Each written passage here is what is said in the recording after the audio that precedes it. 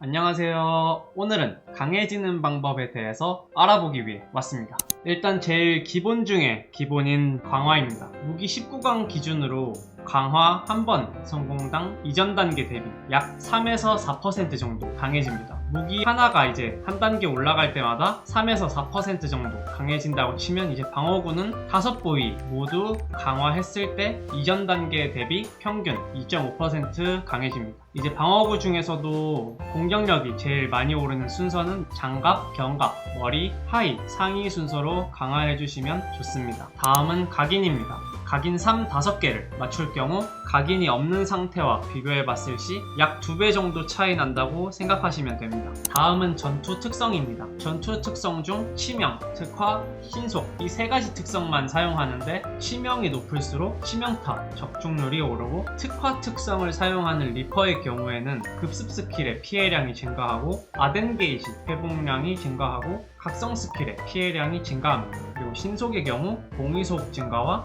스킬 쿨타임이 감소합니다. 이처럼 특화 직업일 경우 특화가 오를수록 스킬 피해량이 증가하기 때문에 특화 품질이 높은 악세로 세팅을 해주시면 더 강해질 수 있습니다. 다음은 무기 품질입니다. 무기 품질의 경우 무기 품질 0과 무기 품질 100을 비교해봤을 시 약 18% 정도 데미지 차이가 난다고 합니다. 무기 품질 10당 데미지 1.8%라고 생각하시면 될 것 같습니다. 비용은 이제 혼돈의 돌 3개와 한번 누를 때마다 드는 골드 800골드입니다. 혼돈의 돌 수급은 필드보스인 천둥날개를 통해서도 얻으실 수 있고 군단장 레이드를 돌아도 얻으실 수 있습니다. 주간 원정대 제한으로 10번 사실 수 있고 또 1000골드로 혼돈의 돌 하나를 살 수 있습니다.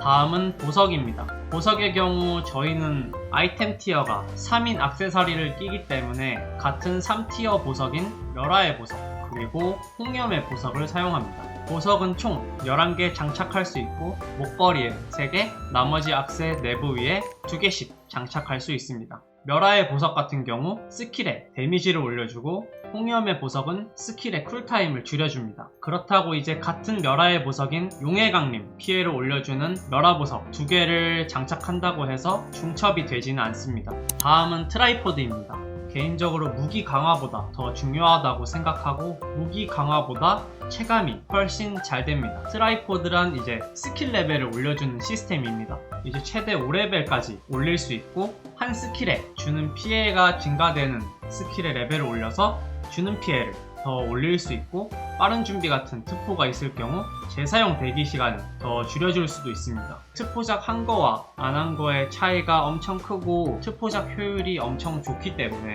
자신이 쓰는 주력기 스킬은 웬만하면 모두 5레벨로 맞춰주시면 좋습니다. 다음은 펫 효과입니다. 120 크리스탈을 통해서 이제 30일 동안 펫 효과를 활성화시킬 수 있습니다. 보통 펫 효과로는 최대 생명력 5% 증가 그리고 자신의 전투 특성 10% 증가 효과를 사용합니다. 다음은 아바타입니다. 일단 영웅 아바타. 영웅 아바타의 경우 이벤트로 굉장히 많이 뿌립니다. 영웅 아바타는 한 부위당 기본 효과가 힘 플러스 1%입니다. 하지만 전설 아바타의 경우 한 부위당 힘 2%가 올라갑니다. 전설 아바타 4부위를 모두 맞출 경우 약 10만 골드 정도가 소모됩니다. 효율은 별로 안 좋지만 전설 아바타를 통해서도 더 강해질 수 있습니다. 다음은 카드입니다. 대표적으로 많이 쓰이는 세트 효과는 남바절과 세굿빛이 있습니다. 남바절의 경우 6개의 카드를 모두 모으고 6카드의 각성 합이 총 12각 이상이 된다면 치명타 적중률 7% 증가 효과를 얻을 수 있습니다. 그리고 세굿빛 같은 경우 12각을 했을 경우 공격 속성을 송속성으로 변환시켜주고 18각을 했을 경우 성속성 피해를 7% 증가시켜줍니다. 카드 같은 경우 카드 패키지를 통해서 모을 수도 있고 마리샵에서 크리스탈로 카드팩을 살 수도 있습니다. 그리고 떠돌이 상인을 통해서도 카드를 모을 수 있고 도전 어비스나 카오스 게이트 많은 컨텐츠를 통해서 얻으실 수 있습니다. 이제부터는 골드로는 해결할 수 없는 부분입니다. 스킬 레벨. 스킬 레벨의 경우 이처럼 최대 12레벨까지 찍을 수 있습니다. 처음 최대 10레벨에서 11레벨을 찍으려면 전투 레벨 55레벨을 달성해 주셔야 스킬 11레벨을 찍으실 수 있습니다. 스킬 11레벨을 찍었을 경우 10레벨 스킬보다 약 8.6% 정도 강합니다. 그리고 전투 레벨 60레벨을 찍었을 경우 최대 스킬 레벨인 12레벨을 찍을 수 있는데 12레벨 스킬의 경우는 10레벨 스킬보다 약 14% 더 강합니다. 그리고 원정대 레벨이 있습니다. 원정대 레벨을 올릴수록 이 별거 없어 보이는 힘, 민첩, 지능 플러스 5 보상과 원정대 모든 캐릭터 체력 플러스 5 보상이 쌓이고 쌓이다 보면은 좀 큰 차이가 나게 됩니다. 그리고 내실을 통해서 얻을 수 있는 능력치 증가 물약이 있습니다.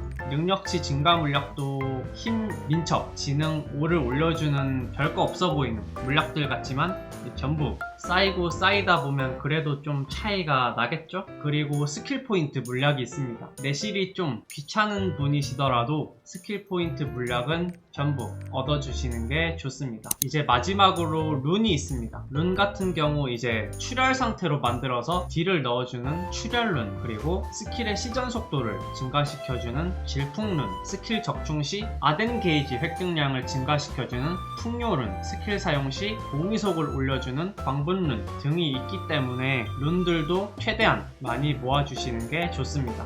여기까지 강해지는 방법에 대해서 알아봤습니다. 이번에도 영상 봐주셔서 감사합니다.